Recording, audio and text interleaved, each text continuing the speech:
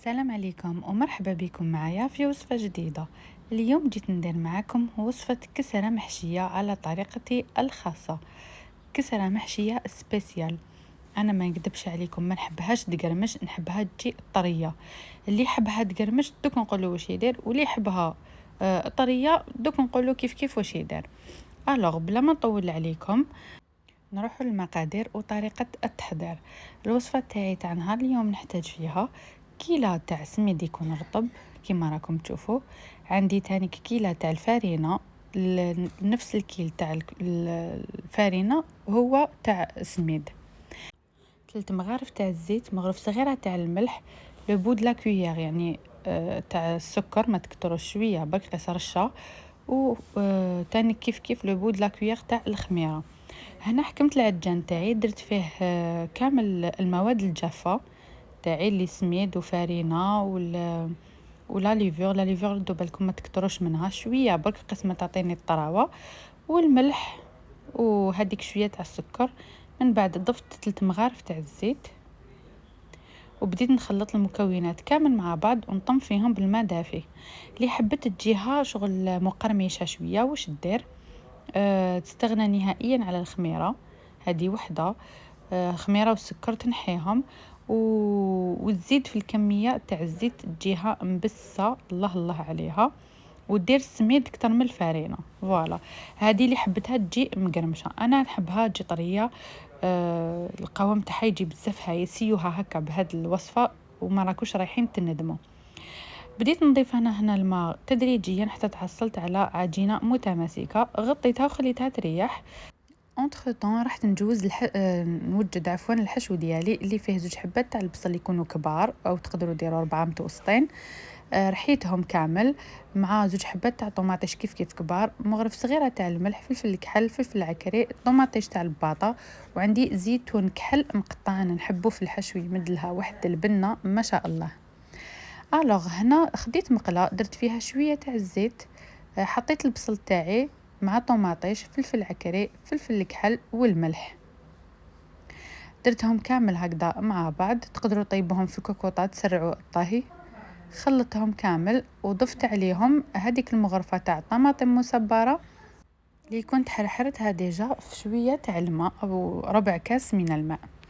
درتها حتى طابت كامل، نقصت كامل الفرن تاعي حتى طاب لي هذاك البصل. كي شفت البصل تاعي طاب وشربت شويه لاصوص، ضفت عليه الزيتون هذاك الكحل مقطع مع علبتين تاع الطون. شوفوا سيوها هكا بالطون شحال تجي بنينه. تقدروا ديروا بولي هاشي، فيوند هاشي، تقدروا ديروا غير البصل، تقدروا تزيدوا لها الفلفل. انا نحبها بهاد الطريقه، الحشو راح يكون سبيسيال بزاف بزاف بنين.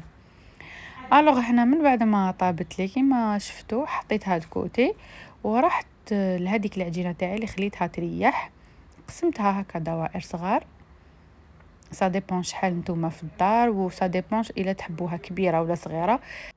هاد الشيء راح يرجع لكم. اما كيفاش نفتحوها راح نفتحها رقيقه، باسكو راح ندير وحده من بعد ندير الحشو ومن بعد نزيد وحده من الفوق. انا هنا فتحتها دائره، زدت بسطتها شويه بيدي. فوالا من بعد ضفت الحشو تاعي. سيو كيفاش الحشو ديروه في الوسط وما تلحقوش بيان للطرف، باش كي تحطوهم في طاجين ولا في المقله تاعكم ما يتفتحوا لكمش لي كوتي. من بعد ما درت الحشو تاعي كامل زدت فتحت واحده اخرى كيف كيف، يعني تكون قدها من الفوق، وهذوك الاطراف دهنتهم هكا بالبانسو بشويه تاع الماء باش تلصق لي الفوقانيه مع التحتانيه. فوالا درتها هكايا فوقها. من بعد غلقت مليح الاطراف تاعي. فوالا كيما راكم تشوفوا.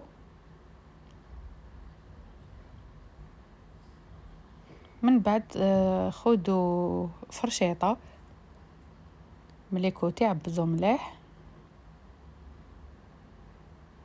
فوالا انا نتقبها في الوسط هكذا باش ما تتنفخليش وما تتفتحليش تانيك ملي كوتي والنفس هذاك يخرج. رفدتها وحطيتها فوق مقلاة تاع لي كريب، او تقدروا ديروها فوق الطاجين. انا المقلاة تاع لي كريب درت فيها باسكو ثقيله، تقدروا ديروا تانيك في الطاجين.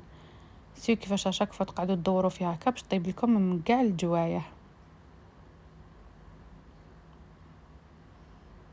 فوالا كنت اشاك فوا نعاود نزير لي كوتي باش ما يخرجليش الحشو. قلبتها هنا كيما راكم تشوفوا، وبقيت توجور نعبز بالعقل وندورها في المقله باش طيب لي كامل على وجه واحد وشباب. انا في الحشو كنت ما وريت لكمش بلي درت فرماج الاولى، نسيت ما درت لهاش الفرماج الداخل، درت لها فرماج غابي شيدار او غودا واش تحبوا النوع اللي تفضلوه، وطيبت البقيه كامل بنفس الطريقه. هكذا كانت الكسره محشيه تاعي. نتمنى انه تكون نالت اعجابكم، وإلا عجبتكم ما تنساوش ديروا لي جيم، وما تنساوش تاني تضغطوا على زر الاشتراك وتفعلوا الجرس باش يلحقكم كل جديد. مع السلامه، نتلاقاو في فيديوهات اخرى ان شاء الله.